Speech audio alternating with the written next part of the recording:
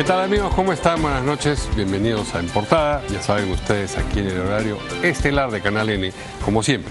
Y bien, faltan escasos días para que termine la efímera, breve gestión de José Valcázar en la presidencia, pero la verdad es que siguen apareciendo asuntos que hacen por lo menos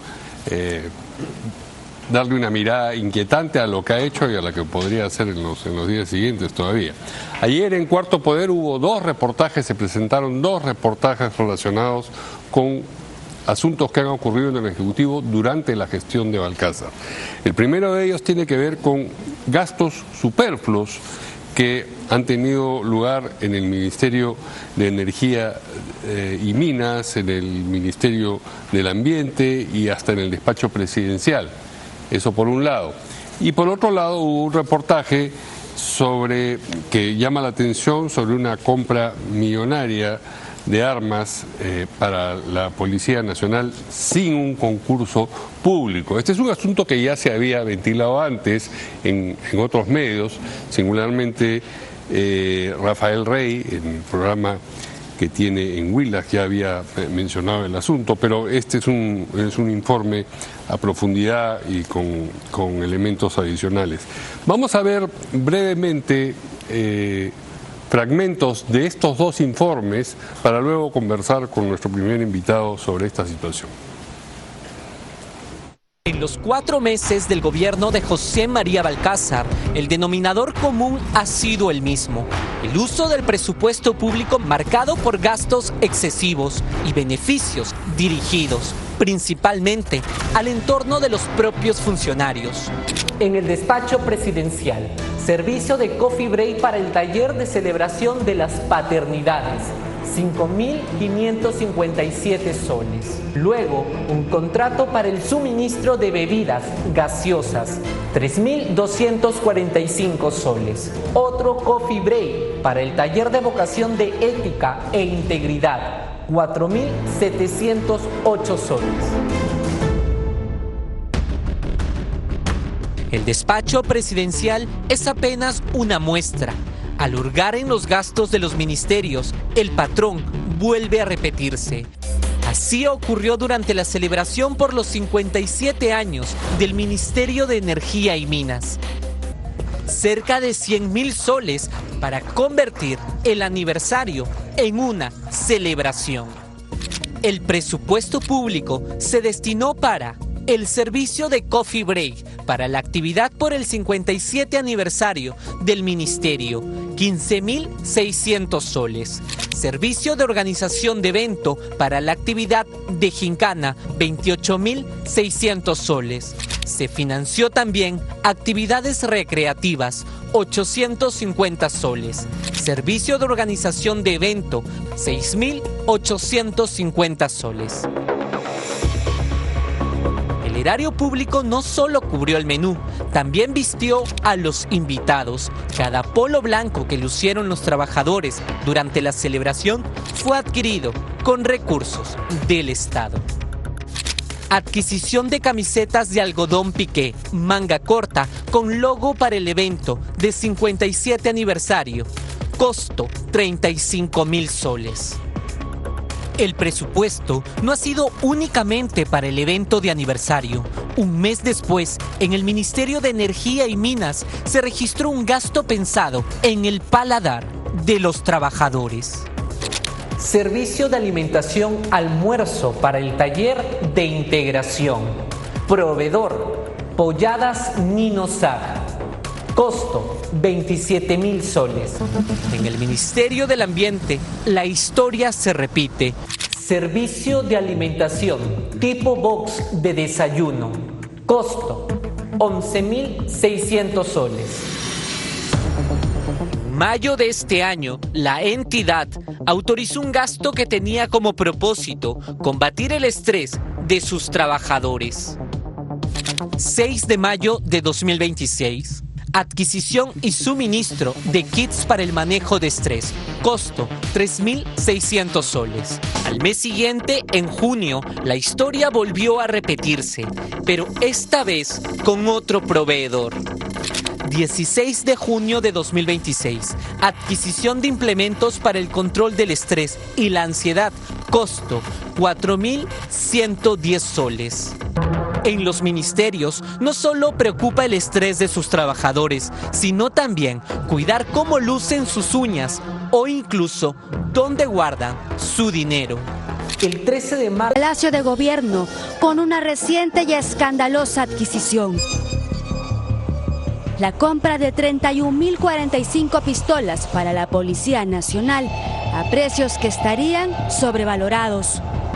La compra de estas pistolas se realizó sin concurso público, a través de la modalidad por encargo según la Ley 31684.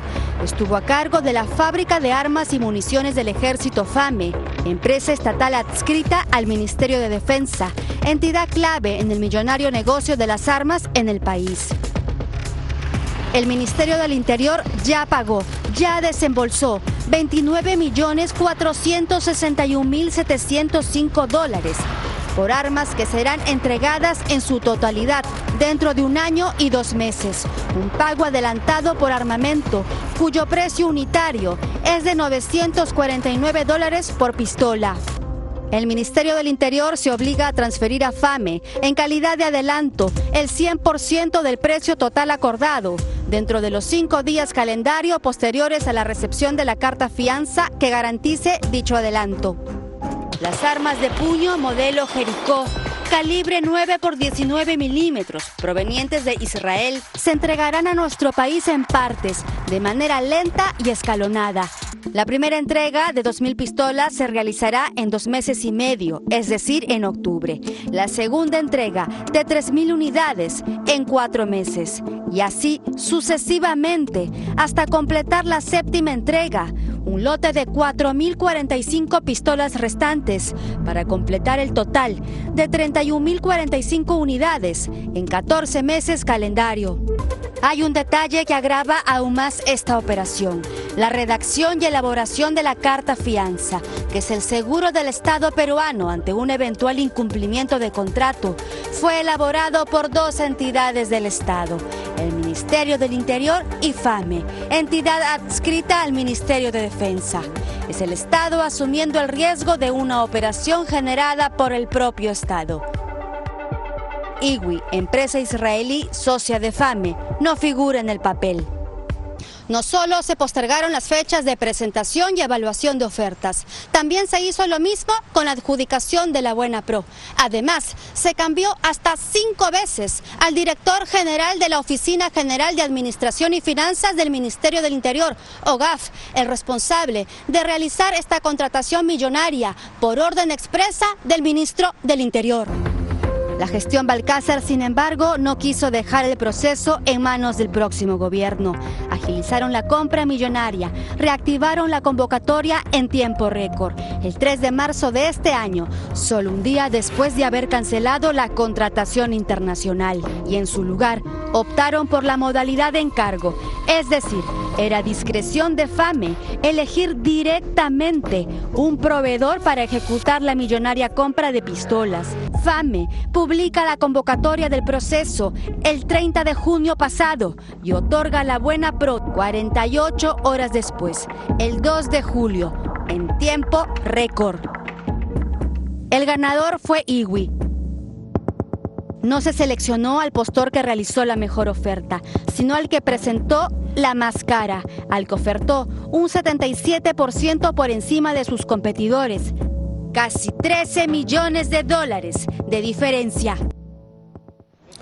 La verdad es que luce muy preocupante lo que esta información presenta, es decir, una compra de armas millonaria, más de 29 millones de soles, de armas que se entregarán en 7 armadas, pero se paga el 100% por delante, como si no se quisiera que una administración que llegue luego pues revierta la decisión inicial. Además, recordemos que es una compra sin concurso público, porque se canceló lo que se había avanzado y luego se decide al día siguiente que sea una compra directa y en 48 horas se da la Buena Pro. La verdad es que todo eso luce por decirlo menos, inquietante y preocupante.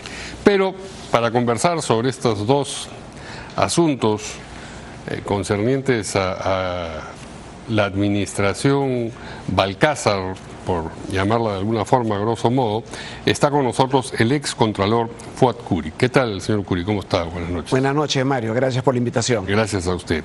Vayamos por pasos. Vayamos primero a estas compras superfluas y gastos superfluos de distintos... ¿Vamos de menos a más? Vamos de menos a más, porque lo último parece ser lo más peliagudo. Pero en fin, por favor. Estos gastos superfluos, como bien aparecen en el reportaje, la mayoría de ellos son gastos ilegales, son gastos que no están prohibidos. Están prohibidos incluso. En el Estado tú no puedes disponer del dinero más que para los fines que han sido creadas las instituciones. No hay una caja chica para cosas... No, estas celebraciones están prohibidas. Y muchas veces también tergiversan el gasto y lo camuflan como coffee breaks y todo lo demás. Entonces... además, celebración por el 57 aniversario y ni siquiera es una fecha redonda como para ir. Justo pensaba en el 57 aniversario, ¿qué va a pasar en el 58? 59, y en el 63 también, multiplica eso por 1.800 instituciones, sin contar las provinciales. Son 2.000 instituciones en el Estado. Imagínate la cantidad de plata. Si todos copian el modelo MINEM. Dicho esto, el reportaje menciona el Ejecutivo. Quiero darle un poco el gorro a este tema. De contexto, sí. ¿Qué pasa con las municipalidades, gobiernos regionales, municipalidades provinciales y las locales? Entonces estamos viendo que hay una especie de relajamiento, de pérdida del valor de lo que significa trabajar en lo público. Espero que este nuevo gobierno, que creo que todos tenemos la esperanza de que eso va a cambiar, empiecen a controlar un poco más y realmente hay una campaña de cultura y valores para efectos de que la gente, los funcionarios públicos, los que aprueban esos gastos, porque si vemos el reportaje, el ministro está aprobando la celebración y todos estos gastos obviamente los saben al más alto nivel, por ejemplo el escritorio del viceministro. Ahí hay un gasto bien simpático en Ocitrán, simpático entre comillas, perdón. Sí, claro. Donde hay un gasto, contratan a alguien para transmitir los valores patrios. O sea, eso es absurdo y es ofensivo, digamos, porque para eso tiene un departamento legal, si quiere transmitir qué significa el himno nacional, la bandera, la escarapela y demás. Entonces, ¿a quién quieren favorecer? Realmente el ciudadano a pie tiene derecho a ofenderse y a molestarse y quizás también exigir y quizás la informalidad del país tiene que ver con eso. ¿Para qué voy a gastar yo en impuestos para que vengan los funcionarios o los que están de turno, gasten mi plata en fiestas? En coffee breaks y fiestas y elementos antiestrés. Para hacer la manicure, ¿no? Claro. Billeteritas. Para el estrés también creo que hay que... Sí, así es. Realmente... ¿Pero esto puede ser objeto de investigación y de sanción penal? Yo creo que el costo de hacer si hablamos de la Contraloría y tener que auditar, sería más económico y mucho más rentable para el país si es que iniciamos una educación en valores. O sea, que el Estado mismo capture la idea de que tiene que haber un cambio cultural. Si no existe un cambio cultural, ¿qué más da que venga la Contraloría, te saque un informe administrativo, no sé? Pero hay responsables políticos de lo que ocurrió. Hay responsables políticos, claro. Entonces, si quizás la vía penal sería trabajosa o demoraría mucho en producir resultados, por lo menos exigir responsabilidad política a los titulares de esas varios carteras. Claro, es difícil porque están de salida, pero es precisamente al mismo tiempo porque están de salida que se permiten este espíritu de francachela. El modelo actual que existe para evitar que el dinero se utilice mal ha fracasado. Entonces tiene que haber una reforma, un cambio de chip. O sea, salir fuera de la caja y pensar en un nuevo modelo que permita tener esperanza otra vez en funcionarios probos y que no veamos. O sea que lo más probable es que esto quede ahí, digamos, con la vergüenza de lo que la información revela, pero... Es que ya está hecho. Y vamos a mandar... El costo de una auditoría... Ahora, ¿sabes cuánto tiempo demora un juicio por corrupción civil o penal en el sistema judicial peruano? 7 años y medio. Estoy hablando... Cuando fui Contralor General de la República, un estudio que hicimos. Pero ahora que hay muchos más casos, ha crecido la población y sigue la población, demora más. Debe ser. Entonces, que realmente lo que tenemos que cambiar es el chip. Tenemos que cambiar la forma de hacer gestión Pero al mismo pública. tiempo, si no reciben sanción, ese es un estímulo para quienes quieran reproducir la figura. Muy buen punto. Es que en este cambio de forma de enfrentar el problema de la corrupción, tiene que dejarse de lado la impunidad, Mario. Tenemos que entrar a un modelo, entre tantas cosas, hay que sancionar y sancionar bien, como en los países que han demostrado que la corrupción puede ser enfrentada, la sanción.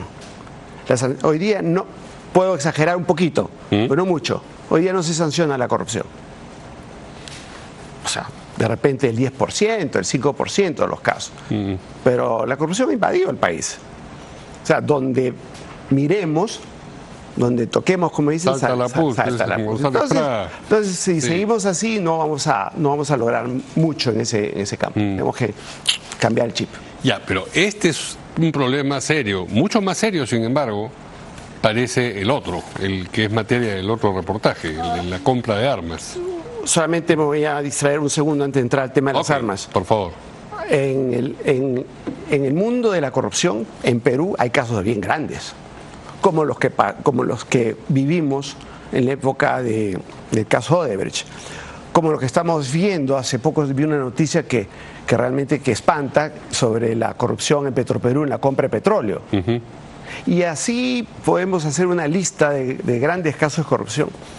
Y tenemos niveles de corrupción. Entonces, no hay que perder de vista que la corrupción ya nos tocó la puerta y lo hemos dejado pasar.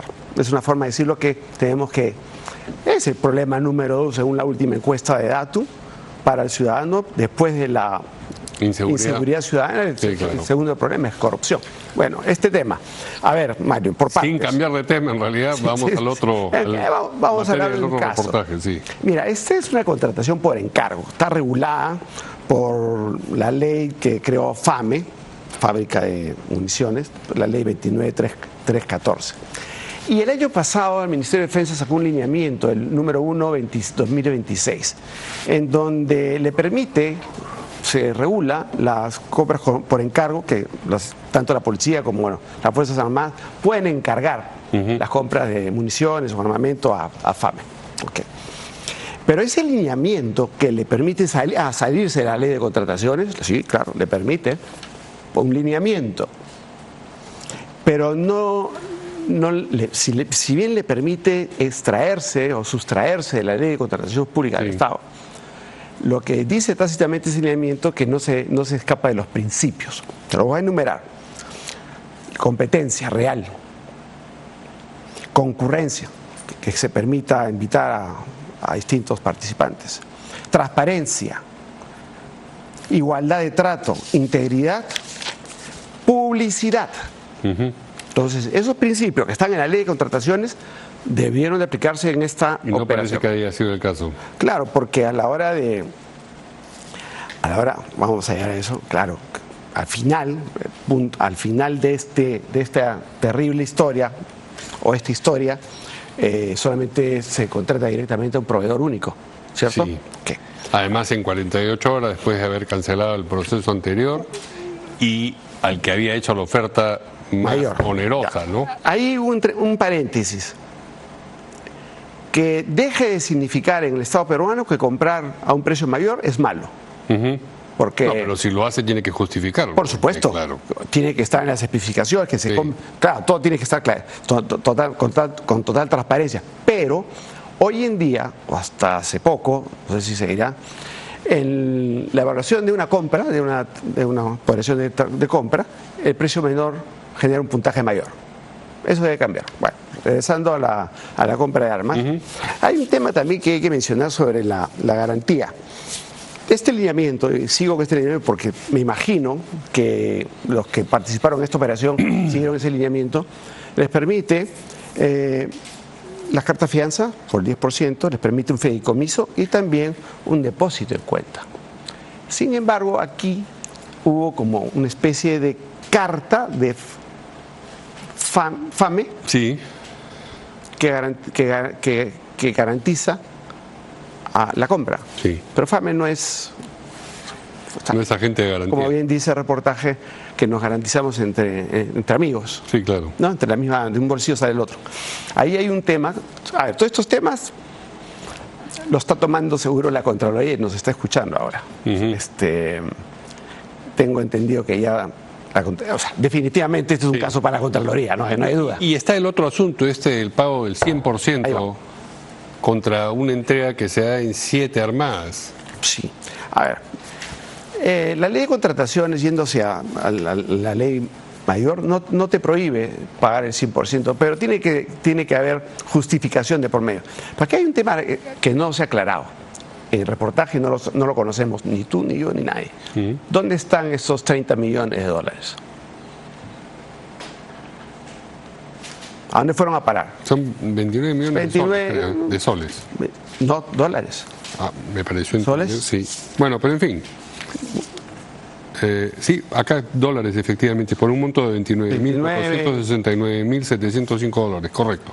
Entonces, si el Ministerio del Interior depositó, le pagó a FAME, ¿qué ha hecho FAME con esos 29 y tantos millones? Esa es una gran pregunta que deberíamos hacernos y que deberían responder los responsables, porque podría ser o que le ha pagado al proveedor, cosa que, un paso atrás, proveedor único, habían 5 proveedores, tiene que justificar muy bien.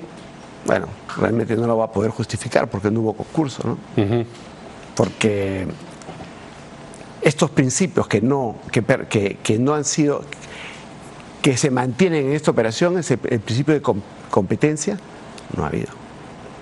Entonces tenemos un caso ahí que es los dos señores, las personas que han participado, Sí. tienen que ¿Y esto sí explicar. tiene un curso penal? Si se demuestra que hay una colusión, algún tipo de corrupción. Hasta ahorita, a la contratación, ya se contrató, ¿no es cierto? Podría haber. O sea, primero lo ve la Contraloría, Favoritismo, después lo puede coger el Ministerio Público. Porque tenemos que hubo un concurso que se anuló con varios proveedores, Sí. varias marcas que ya las hemos visto en el reportaje. Se eliminan y viene se transfiere la operación a FAME y FAME contrata directamente. Hay un caso. Yo creo que la responsabilidad de definir si hay un ilícito penal es la Contraloría al final de su auditoría de cumplimiento que tiene que realizar. Y si le Pero parece, le pareciera pasa al Ministerio Público. inmediatamente. Y ahí tiene el problema. Perdónenme los del Ministerio Público, pero empecemos a ser más ágiles en la lucha contra la corrupción, porque o fortalecer al interior del Ministerio Público de alguna manera para que estos casos sean mucho más rápidos, igual al Poder Judicial, ¿no? Sí, bueno, son dos asuntos muy serios que además han marcado ya el fin de la breve gestión del señor Balcázar, que todavía además tiene otros asuntos de los que vamos a conversar más adelante.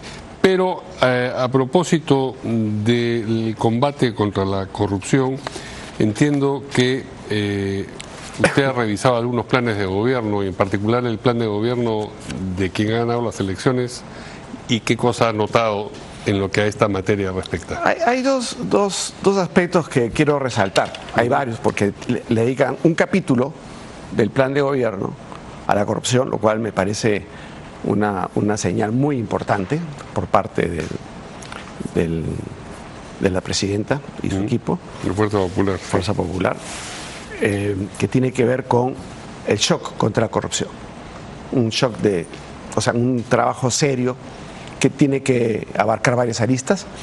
Y el segundo, que es una tendencia mundial, que es usar la inteligencia artificial para la interoperabilidad de los sistemas y capturar información relevante para ser mucho más efectiva la investigación y la lucha contra la corrupción. Un caso bien sencillo, por ejemplo, si tenemos inteligencia artificial para analizar los contratos que se celebran en una entidad particular y vemos repetición de un proveedor, al toque, ¿no es cierto? Ajá. Al toque rapidito. Entonces, sí, ya lo están haciendo varios países, es la tendencia mundial. ¿Y cómo figura eso en el plan de gobierno? Tácitamente. Tácitamente. Entonces no figura. Está ahí, está en el plan. Entonces está expresa, no tácito. Ok. No, digo, no es por ponerme, digamos, con un plurito, sino que se entienden cosas distintas, ¿no? Sí, está expresamente manifestado ahí en la... Ok. Sí, está bien. Y hay otros aspectos también que generan confianza en ese aspecto, ¿no? O sea que, digamos, por un lado manifiestan la preocupación, y eso ya es un buen síntoma, pero los instrumentos que proponen para el combate, que imagino que eso habrá también en el plan de gobierno, ¿son los adecuados también? Lo que pasa es que para entrar en las herramientas ya tienes que diseñar, desarrollar objetivos, desarrollar métricas, y eso viene, me imagino, tendrán que hacer un plan específico. Pero los lineamientos, que son los que deben estar en un plan de gobierno, están ahí. Y también creo que al final del 2031 esperan un país sin corrupción. Creo que está tácito en el gobierno. Es un buen deseo. Es un buen deseo. Pero la meta es reducir, me recuerdo que la meta es reducir en 30% el costo de la corrupción en el Perú. Lo cual, o sea, ya está ahí. Sería bastante, claro. Es enorme. Así es. Muy bien, pues muchas gracias al ex Contralor Fuad Curi por acompañarnos esta noche aquí en Portada. Gracias también. Vamos a hacer una pausa y regresamos.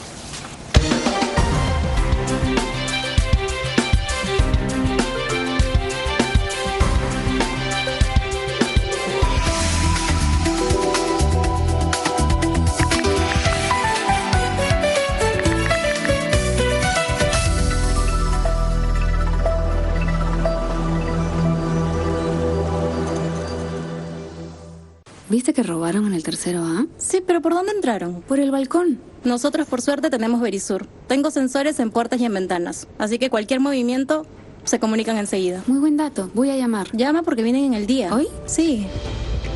Verisur Alarmas. Llama al 0801-7979. Personas que protegen personas.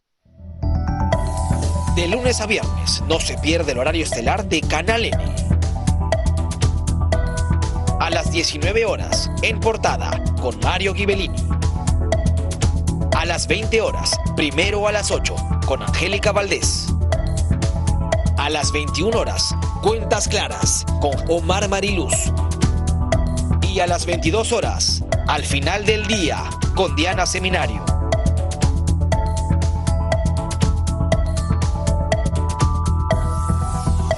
Canal N, noticias en vivo, minuto a minuto.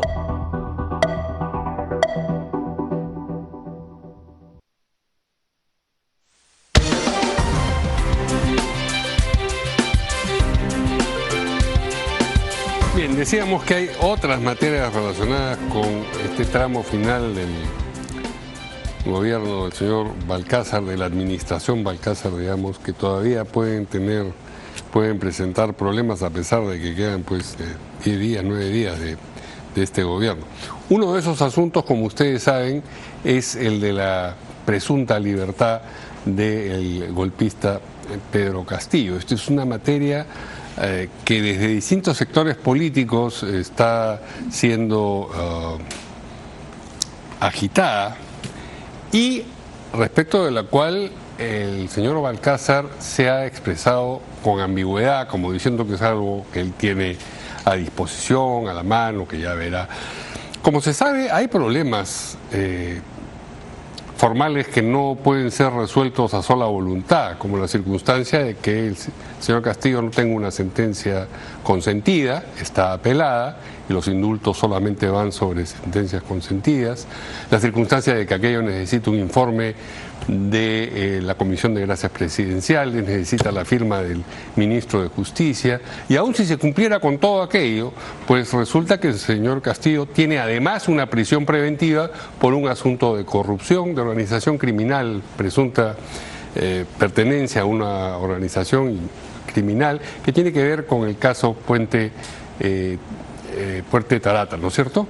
O Talara, mejor dicho. Y esto no lo podría, esta prisión preventiva no la podría levantar de ninguna manera el presidente, porque eso depende del Poder Judicial. Sin embargo, el señor Balcázar sigue hablando civilinamente, ambiguamente sobre esta situación, como verán ustedes, de acuerdo a lo que dijo hoy en una entrevista. Se refiere al Ministerio de Justicia, que está trabajando el dictamen correspondiente al pedido que han hecho los familiares del señor Pedro Castillo, de tal manera que yo creo que entre mañana o pasado seguramente emitirán el dictamen que corresponde y a partir de ahí podemos conversar sobre este tema que por ahora mismo ha pasado. Pero no. Bien, a propósito de este asunto, la Unión de Gremios publicó un comunicado el 17 de julio, algunos días atrás. Esta es una unión de gremios que comprende, entre otras organizaciones, a la Cámara de Comercio de Lima, a la Sociedad Nacional de Industrias, a ADEX, a Canatur y también a la institución que representa nuestro invitado de esta noche, el señor Óscar Zapata, Perú Cámara. ¿Cómo está, señor Zapata? Buenas noches. Señor Ghibellini, muchas gracias por la invitación. Ustedes en este comunicado han dicho que la Unión de Gremios exige respeto a la legalidad y al Estado de Derecho. ¿Por qué sintieron ustedes que era importante exigir respeto a la legalidad y al Estado de Derecho? ¿Dónde veían la amenaza a estos elementos como para exigir tal respeto? Antes que nada, estoy en representación justamente como vocero de la Unión de Gremios. Ajá. Y los gremios coincidimos plenamente en que la fortaleza del Perú es justamente el respeto a la ley, a la legalidad y a la Constitución, ¿no? Y nos parece que presiones políticas que tienden a doblegar esta institucionalidad y esta legalidad no son bien vistas, no son buenas para el país y detienen el desarrollo porque eliminan la confianza. ¿Se refiere usted a las presiones políticas sobre la señora Fujimori? Exacto, no, me refiero a las presiones políticas por liberar... No, ya, pero ¿a quién es el presionado o la presionada? La intención de la presión es liberar a Castillo, pero la presión se ejerce sobre alguien. ¿Quién sería ese alguien? Yo creo que se está ejerciendo sobre el presidente actual. ¿Usted cree que necesita presión el presidente actual para ir por ese camino? No mucha, no, pero definitivamente esa presión se está ejerciendo a él. Y no sé si él va a decidir a favor o en contra. Cometería un error gravísimo de liberar, digamos, contra la legalidad al presidente Castillo. No obstante, si lo hace, le va a dejar una presión tremenda, que es una presión política a la nueva presidenta, sí. Y no es justo que la deje en esa encrucijada. Pero, insisto, no podría liberarlo. Aún si a paso de polka avanza con lo del indulto, no sé cómo, si es que no hay una sentencia consentida y lo otorga, permanecería preso por la prisión preventiva por el caso de corrupción de todas maneras Castillo. OMPE, cuando recibe la orden de indulto, dice, ok, no tiene otras razones por las que está detenido. Si la respuesta es afirmativa, no sale. Eso es lo racional que ocurra, sí. Y ojalá que eso ocurra. De ocurrir eso, obviamente la presión política es para la nueva presidenta, porque se va a sentir contra la espada y la pared, aun cuando definitivamente si se apega a la ley no tiene por qué sentirla, sí. De tal manera que no tiene por qué dar esa libertad. Es un consejo que le ha hecho, si no me equivoco, el señor Nieto, ¿no? Pero es entre un otras consejo... voces, él le ha dicho de explorar las rutas para lograr la libertad. Él insiste en que él no habla de indulto. ¿Qué quiere decir explorar? Sino que hay caminos dentro de la Constitución. Buscar algún camino tortuoso para lograrlo. La señora Fujimori no se va a prestar a ese detalle con toda seguridad. Ustedes, y con esto ya pasamos a la otra materia de la entrevista, y cuando digo ustedes me refiero a la Unión de Gremios, y bueno, al gremio que usted representa en particular, están optimistas en materia económica en particular a propósito de lo que pueda hacer y sobre todo dejar de hacer esta siguiente administración? De verdad que estamos muy optimistas. ¿Por qué? Y parto por decirle, porque la calidad de los gobernantes que se vienen, la señora Fujimori, la plancha que la acompaña y las personas que están detrás de ella, son inmensamente superiores, no solo en conocimiento, en academia, sino en conocimiento político, conocimiento del Estado, que los que nos dejan. ¿Usted se refiere a las personas que se vocean para ministros? Me refiero a casi todas ellas, ¿no?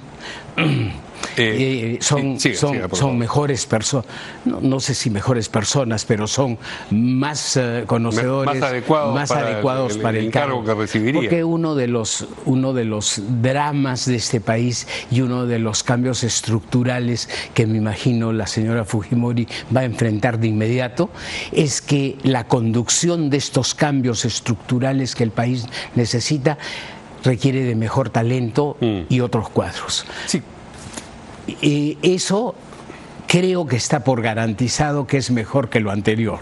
Esa es una muy buena noticia y por eso estamos entusiasmados. Pero no solo por ello, porque hay otros cambios estructurales que se ven con claridad, van a darse en el casi inmediato plazo, ¿no? Uno de ellos es justamente el tema de la seguridad, donde ha puesto muchísimo énfasis la nueva presidenta. Y el tema de la seguridad tiene como piedra angular el tema de la justicia, ¿no? La justicia es una de las piedras angulares de la seguridad y, si no me equivoco, va a tener que hacerse o sugerirse ante el poder respectivo un cambio no solo en los procesos sino en el mejoramiento de las capacidades y de la productividad en el dictado de las sentencias y en la disminución de la carga procesal. Bien, pero concentrándonos en el aspecto económico, claro, una primera buena noticia es la permanencia de Julio Velarde. Pero eso ya existía, ya existe ahora. O sea, digamos, por lo menos lo que estaba bien, permanece bien. Luego, todo hace pensar que va a ser Elmer Cuba el ministro de Economía. Eso también es, o es la identidad del futuro ministro de Economía, también es algo que los llena de optimismo. No le quería decir nombres porque obviamente no tengo la certeza, sí. Pero ya que lo dice usted, sin duda, son pues personas que saben del tema, saben perfectamente del tema. El señor Elmer Cuba, si fuera el ministro de Economía, no va a permitir que este derecho que el Congreso se ha arrogado e irrogado respecto de la iniciativa de gasto se dé. Bueno, ya el Tribunal Constitucional, tarde, pero efectivamente le ha cortado las alas. Ha corregido el tema, sí. Pero puede corregirse mejor aún, porque buena parte de los dineros que se han aprobado, de los presupuestos que se han aprobado indebidamente, no han sido desembolsados. No, y no se ha reglamentado alguna de las leyes, en fin, hay todavía cosas por hacer. Ese sí es un cargo social que la va a poner contra la espada y la pared al nuevo gobierno, pero definitivamente tiene que ser firme, porque hay otras responsabilidades y otros cambios estructurales que demandan dinero y que el país no puede dejar prioritariamente de atender. Y ahí entra Petroperú también como una especie de barril literalmente sin fondo donde se drenan recursos. Pero permítame la siguiente reflexión. Eso, la identidad de las personas genera optimismo también, o generan optimismo los precios de los commodities que van a continuar al alza y que van a permitir que efectivamente ingrese dinero para hacer aquellas cosas. Pero al mismo tiempo hay cosas que preocupan. Por ejemplo, a propósito de esta iniciativa de gasto que se arrogó el Congreso, fue una arrogancia de la que participaron los congresistas del partido que va a ser de gobierno. Es decir, los congresistas de Fuerza Popular votaron ruidosamente a favor de estas homologaciones y estas, digamos, pensiones y creación de universidades, etcétera, etcétera. ¿No lo preocupa a usted que sea un poco, porque hay muchos que han ido a la reelección, que hay una continuidad en ese espíritu? No me preocupa en absoluto. En absoluto. En absoluto. Y se lo digo con conocimiento de causa, porque la norma que posibilitó este desacierto fue justamente una sentencia del Tribunal Constitucional que era vinculante, ¿no? Sí. Y al ser vinculante, obviamente, permitía, digamos... Claro, permitía, no obligaba, y sin embargo los congresistas fueron entusiastamente a cruzar ese umbral, ¿no? Pero fue una interpretación amañada, porque realmente esa sentencia se dio aprobándole un presupuesto para el movimiento de un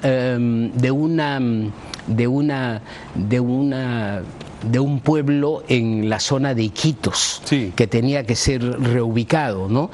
Y aprovecharon de esa circunstancia. Ya, pero los que aprovecharon fueron también los congresistas de Fuerza Popular, a eso. Porque la ley permitía ese resquicio. Ya, pero una cosa es que permita y otra cosa es que uno se aproveche de lo que la ley permita y haga lo que sabe que no debería hacer. Pero mirando hacia futuro, eso no lo preocupa. El overruling que se ha hecho, es decir, la modificación de esa sentencia vinculante con la nueva, lo impide. O sea que aún queriéndolo, no lo van a poder hacer. Pero usted sabe que el Congreso aprueba leyes que gozan de la presunción de constitucionalidad y que están vigentes en tanto las apruebe hasta que alguien no las lleve al Tribunal Constitucional. O sea que daño se puede continuar haciendo, aunque al final se llegue a un callejón sin salida. Por eso es que es tan importante la muñeca, el prestigio y la presencia de un buen ministro de Economía, porque un buen ministro de Economía que entiende de estas cosas se para en sus cuatro y simplemente el tema no pasa. Porque por otro lado, la Constitución también protege la decisión de endeudar al Estado por gusto. Y perfectamente podría el ministro de Economía decir esto no requiere endeudamiento.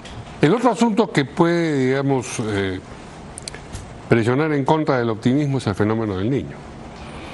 Y lo que va a ocasionar de todas maneras, ya estamos entre el pronóstico de uno muy fuerte y uno es verdad, descomunal. Yo he escuchado muchísimo respecto del fenómeno del Niño y es más, hemos en la Cámara de Comercio de Lima hemos hecho un foro al respecto con invitados especiales internacionales que nos han explicado exactamente las razones y por qué es muy probable que se dé. El día jueves de la semana pasada estuve en Piura asistiendo a una convocatoria que hizo el presidente de la Cámara de Comercio de Piura, el señor Javier Bereche.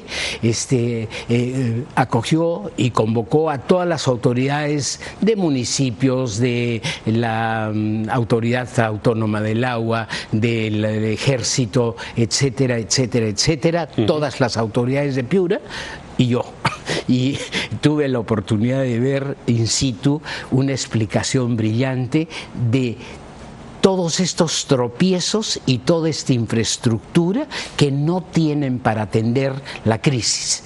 Porque, dicho sea de paso, se ha invertido 25.000 millones para tratar de corregir las deficiencias de infraestructura y hoy día no hay nada. De tal manera que Piura y la zona agrícola piurana está muy expuesta. Entonces, esta mesa de trabajo pedía que se trabajara en función de solamente la crisis, hacer lo que se podía lograr, ¿no?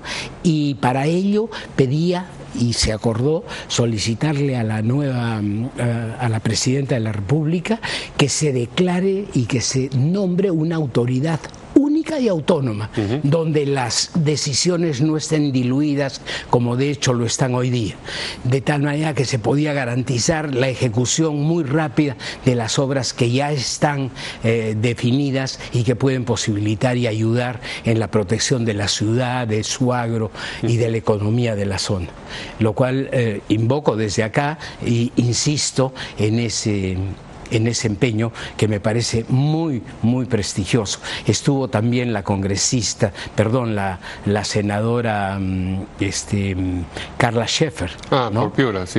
Y estaba totalmente de acuerdo y apoyando claramente el desenlace de esta. Ya, pero eso va a mitigar un problema que de todas maneras se va a presentar. De todas maneras se va a presentar. Por eso le preguntaba yo cómo combina, digamos, este realismo de esto va a ocurrir de todas maneras. Esto va a ocurrir y el optimismo al mismo tiempo. Porque por un lado se van a hacer obras que mitiguen, que disminuyan el impacto, pero por otro lado también el fenómeno del Niño, ahí donde genera pobreza en contra y en otras zonas del país por el efecto del clima también genera riqueza, por ejemplo la pesca de otras especies, en fin. Sí, pero creo que el balance entre las especies que llegan y las que se van es dañino, es negativo. Es negativo, pero no es tan grande. O sea, no todo es perjuicio, dice usted. No todo es perjuicio. Pero por otro lado, yo siempre digo, y esta es una opinión de los empresarios de mi gremio, que muy probablemente comparten los demás, ¿no? Nosotros hemos venido en circunstancias muy difíciles generando valor. Solamente para mencionarle un ejemplo, el año 2025 el país exportó 92.000 millones de dólares, más o menos, 92.000 millones de dólares, de los cuales 85% fueron regionales, ¿no?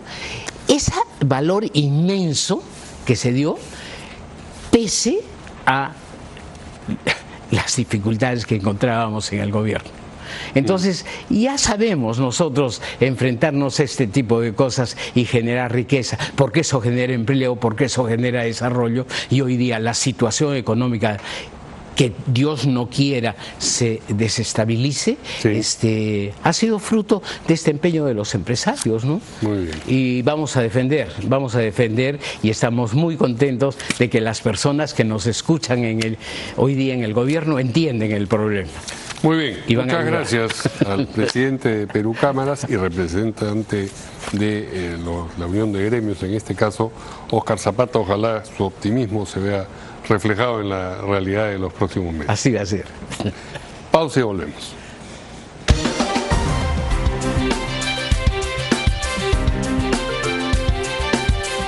El clima llega gracias a Isdin. Love Your Skin.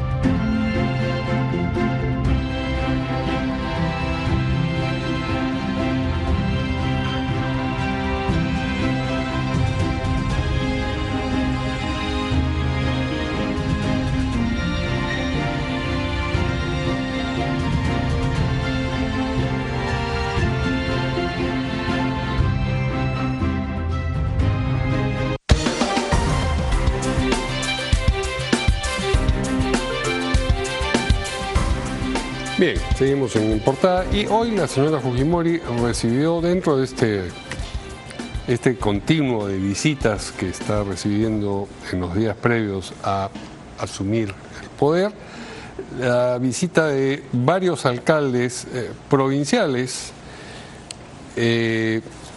entre los que estuvo Sigifredo Zárate, alcalde provincial de Talara, Richard Vaca, alcalde provincial de Morropón, Chulucanas, Hernán Lizana, alcalde provincial de Huancabamba, Darwin Quinde, alcalde provincial de Ayabaca, Marlen Mogollón, alcalde provincial de Sullana, y Juan Francisco Ceballos, alcalde provincial ni más ni menos que de Piura, quien nos acompaña aquí esta noche. ¿Cómo está, señor Ceballos? ¿Cómo está, Mario? Buenas noches, gracias por la invitación. Gracias a usted. Bien, primero cuéntenos, usted es alcalde hace 3 meses exactamente. Hace 3 meses, y se produjo esto a raíz de la sucesión de 2 renuncias. Se produjo a raíz de la renuncia de Gabriel Madrid, que fue electo alcalde provincial en su momento, y en mi cargo de teniente alcalde asumí la alcaldía provincial. Usted era teniente alcalde. Yo pensé que había habido otra renuncia más. No, fue una sucesión. Pero de su mismo partido, usted es el mismo partido, exactamente. ¿Y por qué renunció? Por aspiraciones políticas para postular al gobierno regional de Piura. ¿Y a usted le parecía bien que se postulara a la alcaldía y se renunciara antes de terminar el mandato? Yo creo que las personas que tienen experiencia tienen que seguir sumando el sector público, ya sea de un cargo o en otro. O sea, ¿le parece bien? Sí, claro. Además soy un convencido de que cuando uno postula en equipo tenemos que estar todos preparados para estos retos. Muy bien. ¿Cómo así se produjo la visita de hoy día? ¿Ustedes recibieron la invitación? ¿Ustedes pidieron la cita? ¿Cómo fue? La reunión de hoy día ha sido gestionada por el congresista y diputado electo Eduardo Castillo, de Fuerza Popular. Hemos acudido a la cita 7 de los 8 alcaldes provinciales de la región Piura. Hemos planteado temas que son de absoluta prioridad para nuestra región, pero además hemos recibido con satisfacción y optimismo una respuesta bastante positiva, una apertura al diálogo por parte de la presidenta electa Keiko Fujimori, y le hemos trasladado 3 puntos que consideramos son los más importantes. ¿Cuánto duró la reunión? La reunión se extendió por más de 1 hora. ¿Y se le dio la palabra a cada uno de los alcaldes? Cada alcalde provincial ha tenido la oportunidad de plantear su problemática y hemos concluido en temas que son afines para toda la región. ¿Quién estaba representando al futuro gobierno aparte de la señora Fujimori? La señora Keiko Fujimori estuvo acompañada de los 4 diputados electos por Piura y la senadora electa por Piura. ¿De su partido? De su partido. No había nadie del partido mismo, no estaba Miki Torres. No, entiendo que no, pero entiendo que había había gente del equipo técnico también acompañando la cita. Muy bien, cuéntenos entonces, por ejemplo, ¿qué cosa le planteó usted? Bueno, primero un tema que resulta, evidente, la preocupación ante el próximo fenómeno del Niño. Obvio. Necesitamos actuar de inmediato. Lo escuchaba, decía el presidente de Perú Cámaras, ya no hay tiempo para prevenir, tenemos que ir directamente a la mitigación. Ese es un primer tema. Un segundo aspecto es que el gobierno central ha quedado pendiente de transferir a varios municipios, sobre todo en la región Piura, presupuesto para proyectos en continuidad. Es decir, solamente la Municipalidad Provincial de Piura tiene 6 proyectos que el gobierno central le adeuda 47 millones de soles. Si no cerramos esos proyectos ahora mismo, antes del inicio de las lluvias, esos 47 millones de soles se van a convertir en 400. Un sol en prevención es mucho más beneficioso que gastar 10 soles en reconstruir algo. Ese es el segundo tema. Y el tercer tema que hemos planteado es la necesidad de instalar, de crear una entidad, una autoridad autónoma que maneje por Piura, dirigida por piuranos, todo lo que es el manejo integral del río Piura. A la fecha tenemos una entidad como ANIN que viene trabajando ya algunos años, que ha presentado 2 perfiles, ni siquiera a nivel de expediente técnico, y ambos perfiles por un total de 10.000 millones de soles, lo que lo hace económicamente inviable. Nosotros consideramos que deben ser los piuranos desde Piura quienes manejemos el río Piura y la posibilidad de futuras inundaciones. ¿La conversación giró exclusivamente en torno a los problemas derivados del fenómeno del Niño? Ha sido principalmente eso, Ok, ¿y qué respuesta obtuvo usted a propósito de este planteamiento de parte de la señora Fujimori? Como parte de las respuestas más concretas, la presidenta electa nos ha señalado que en los próximos días, cuando inicie su mandato, va a emitir 2 decretos de urgencia. El primer decreto de urgencia está relacionado a que toda la maquinaria del gobierno central se va a distribuir entre los principales puntos de atención, las zonas más peligrosas, pero además se va a dotar de combustible y el pago para operadores, que sigue siendo un problema en los gobiernos principalmente distritales. Y el segundo decreto de urgencia que va a emitir la presidenta Keiko Fujimori es la continuidad para estos proyectos en ejecución. Es decir, el Estado por fin va a terminar de transferir a los municipios y a las regiones el presupuesto para cerrar los proyectos que ya se están ejecutando. Esas han sido, creo yo, los 2 anuncios más importantes de esta reunión. ¿En cuánto tiempo debería materializarse esto que usted mencionó? Nosotros creemos que el desembolso debiera ser la primera quincena de agosto para poder cerrar estos proyectos que en algunos casos estimamos 3 a 4 meses. Recordemos que el inicio del periodo lluvioso está pronosticado para fines de noviembre e inicio de diciembre, con una intensidad que se va a ir seguramente aseverando con el paso del tiempo, pero necesitamos que para fines de noviembre estos proyectos en ejecución ya estén plenamente cerrados. Sí, además hay cambio de gobierno regional, de gobiernos locales y de gobiernos regionales a fin de año. Exactamente. Es decir, ustedes van a impulsar esto, pero quien va a tener que ponerlo en marcha, si es que en efecto se desembolsan estas cantidades de dinero, va a ser sobre todo, o van a ser sobre todo los próximos gobiernos. Exacto, pero estamos convencidos de que este proceso de transferencia tiene que ser lo más responsable posible. Y la actitud más responsable es conseguir los recursos para que las provincias y los distritos no se compliquen con este periodo de lluvias. ¿Usted mismo está postulando nuevamente algún cargo? No estoy postulando para nada. Bueno, podría ir al gobierno regional, en fin, siempre hay otras... No, tendría que haber renunciado, ¿no? Tendría que haber renunciado. Yo creo que ahorita nuestra principal preocupación es cerrar muy bien la gestión y, cómo no, reducir los riesgos y mitigar los peligros ante el próximo fenómeno de Niño.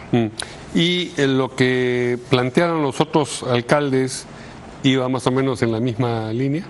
Todos hemos planteado el mismo problema. La principal preocupación, Mario, para nosotros como región Piura es el fenómeno de Niño. Obvio. Recordemos que tenemos provincias en la serranía, Huancabamba, Ayabaca y parte de Chulucanas, Morropón, se quedan completamente aislados en las lluvias, en algunos casos por más de 3 meses.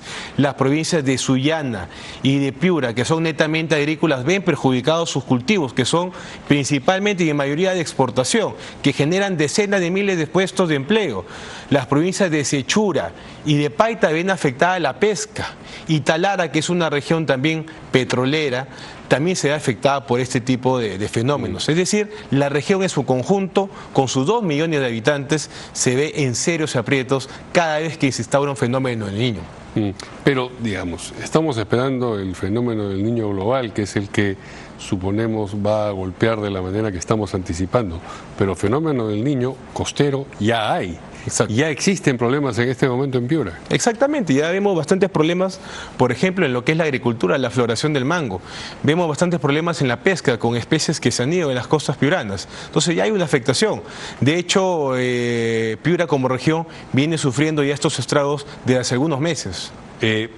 ¿Y en materia de lluvias también? En materia de lluvias no, en materia de lluvias todavía no se presentan lluvias, digamos de forma muy escasa en la parte alta, y en la parte baja todavía no hay lluvias. Es sencillamente las consecuencias del calor, del cambio de temperatura, lo que usted está diciendo, para la agricultura y para la pesca.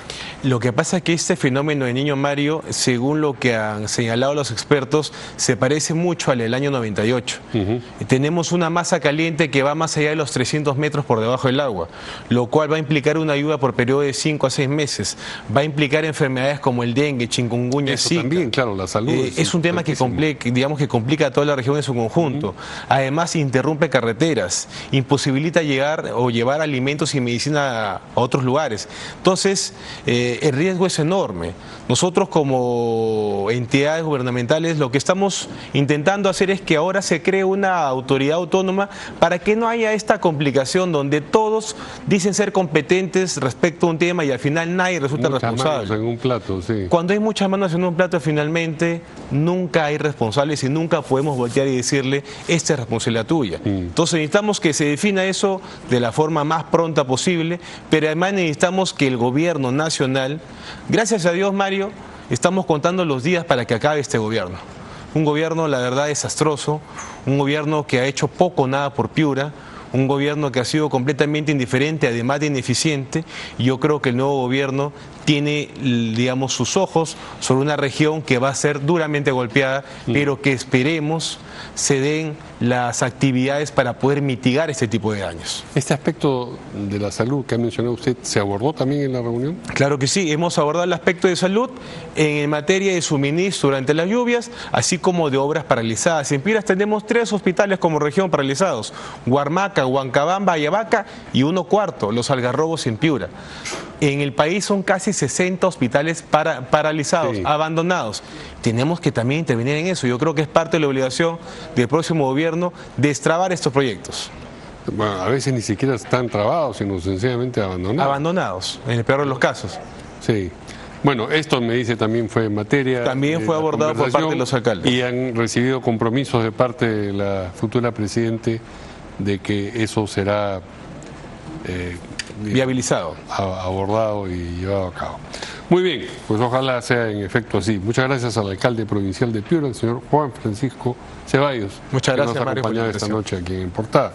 Nosotros vamos a irnos y ustedes se van a quedar con Angélica Valdés y primero las 8. Buenas noches.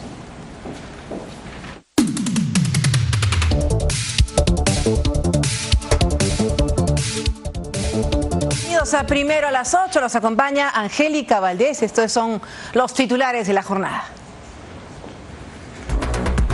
Presidente José María Balcázar aseguró que entre martes y miércoles el Ministerio de Justicia tendrá una decisión sobre el pedido de indulto de familiares de Pedro Castillo. ha dicho que aún no ha tomado ninguna decisión al respecto. Según se conoció, la Comisión de Gracias Presidenciales sesionará esta semana. Especialistas han criticado que en un texto de crisis por el niño costero se realicen compras y contrataciones aparentemente innecesarias por parte de ministerios y entidades públicas del gobierno de transición. Esto a raíz de un reportaje de Cuarto Poder. El rey de España y 8 presidentes han confirmado su asistencia a la toma de mando de Keiko Fujimori. La presidenta electa se ha reunido con alcaldes provinciales de Piura para evaluar medidas ante el fenómeno del niño. El gobierno ha declarado en emergencia 5 distritos de la región Junín afectadas por el sismo de 5,1 grados que se produjo el sábado. Hasta el momento ha dejado 6 fallecidos, 32 heridos y más de 300 damnificados. El presidente Gustavo Petro ha formalizado una demanda por supuesto fraude en las elecciones y ha vuelto a desconocer el resultado. Además, el mandatario electo, Abelardo del Espriella, ha reforzado su seguridad tras denunciar presunto plan para atentar contra su vida. Miles de aficionados celebraron en Madrid la conquista del Mundial de Fútbol. La selección española ha recorrido las principales calles con la Copa del Mundo. En tanto, la selección argentina retornó a su país sin Messi y ha sido recibida en medio de la ovación de los hinchas. Empezamos primero a las 8.